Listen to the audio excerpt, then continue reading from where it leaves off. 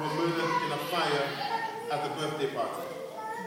I go on to say it was not just a riot with all the overtones of thuggery, hooliganism, gratuitous violence, wanton destruction, a criminal minority of an otherwise decent, law-abiding black community, that's you. All of that went with that label. I believe that if one accepts the riot label, you also indulge in that process of what I call othering of those who took to the streets, confronted the police, and destroyed buildings and other property in the process.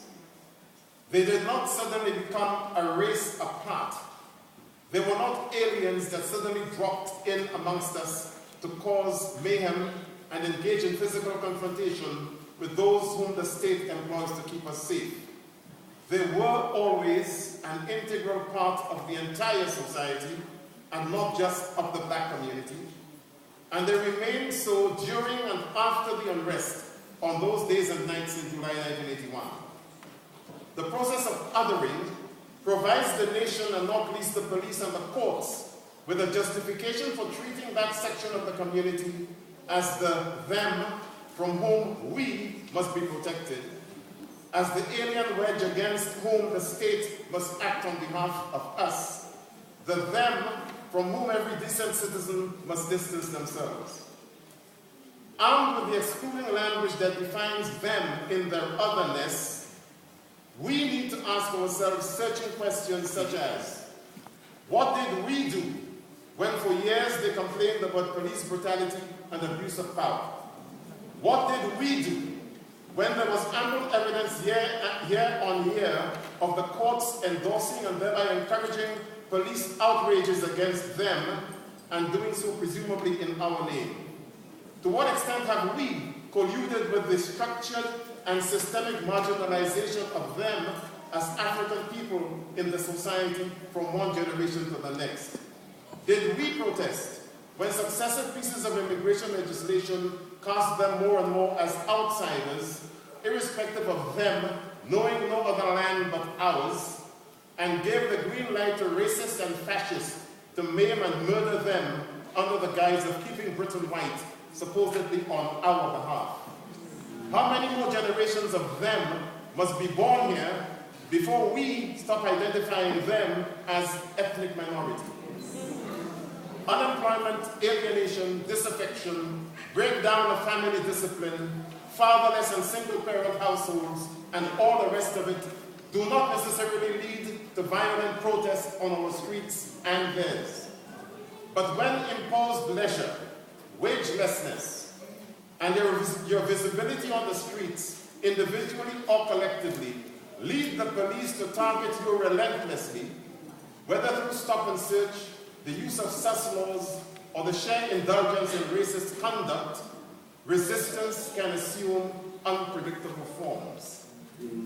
Now, I won't say much more, except to say this. We can be judgmental, we can condemn, we can question the reasons for people taking to the streets as they've done in this last period, as in 1981. I do not believe that that gets us anywhere. And one of the reasons why I thank this church and Mandisa and my brother Robert for making this possible is because we need to have some serious conversations about ourselves, amongst ourselves, because what these events signify for us is the urgent need to inquire within individually and inquire within our communities so that we do not distance ourselves from what had happened. We need to own the tragedy and own those young people who took part in it. Because the one thing nobody here can contradict me upon is that they're not badgers or foxes. They do not live in holes, and they do not live in trees. They come from homes. And they have siblings and relatives and aunties and uncles and all sorts of stuff. So as we look at reasons why, let us take a more informed and reflective view on all of this, and then ask ourselves some questions which I hope we would we would attend to in the next part of the program. Thank you. Thank you.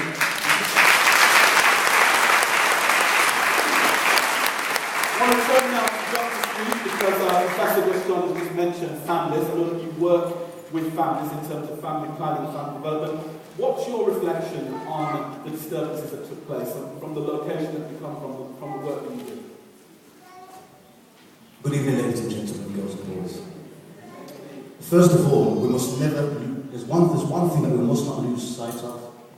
This whole country and this very church we're sitting in has been built up off the blood, sweat and tears of millions of people who were looted. Yes.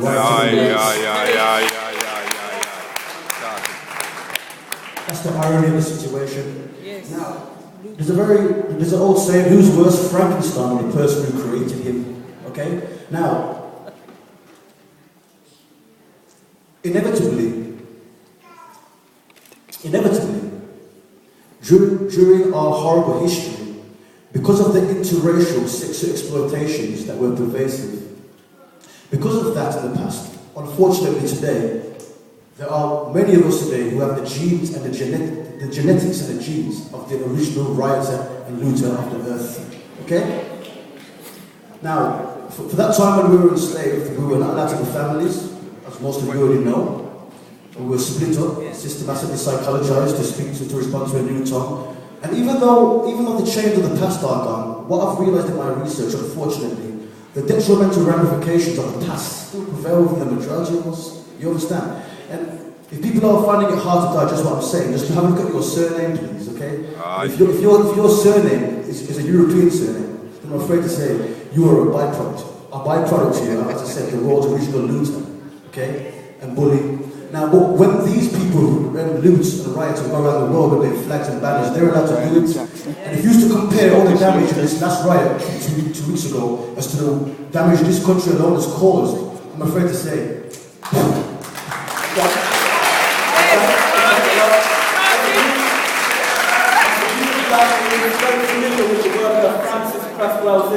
Who argues that we as African people suffer from post-slave traumatic syndrome, and unless we address the way in which slavery, colonialism and the brutality that our ancestors experienced and the way in which it's been passed on either genetically or sociologically, then we can't move forward. So it's one perspective. Maybe we don't just need to go back to our families, but we need to go way, way back and address some of these issues as well. To be African-centered, I suppose, is one way of talking about Sankofa. We have to look back in order to look forward. Okay? We've got one more person to speak from the panel. Then it will be your opportunity to pose questions from the floor. I'm going to ask Paulette Hamilton, who's a counsellor for the Handel Board now, to give us her reflections on what took place.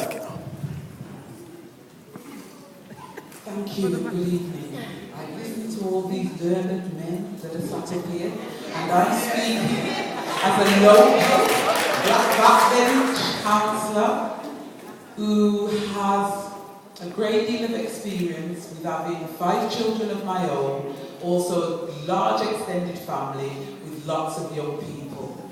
I think I'm going to start with a quick quote.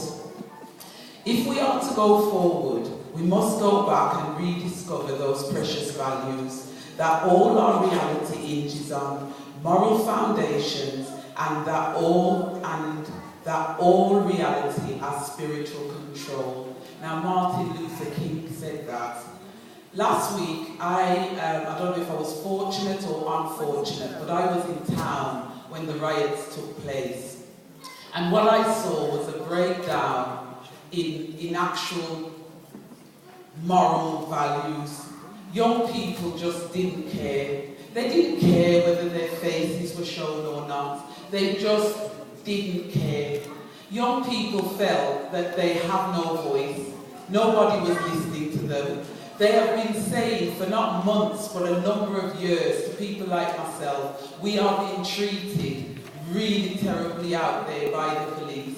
And they don't feel anybody was listening to them. They feel that every law, every rule that is coming into place at the moment, that they are being left out of it. They feel that opportunities to go to university, they're going. I know people say the EMA didn't matter, but over 800 of our young people people were taken off training schemes.